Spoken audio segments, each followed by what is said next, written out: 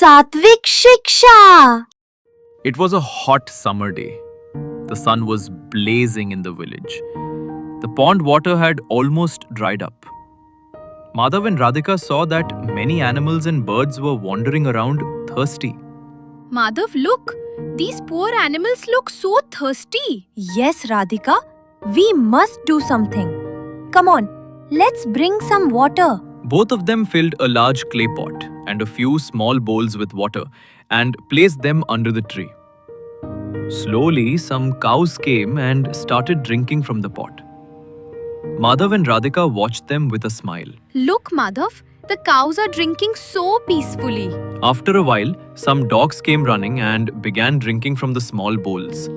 They wagged their tails as if they were thanking the children. Wow, the dogs are so happy. It feels like they are thanking us. Then, a thirsty little bird flew down. It drank water from the bowl and then chirped loudly while sitting on the tree.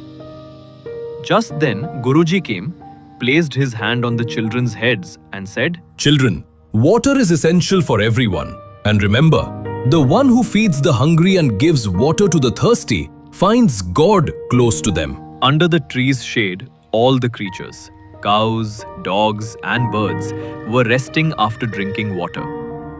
Madhav and Radhika clapped their hands happily as they watched.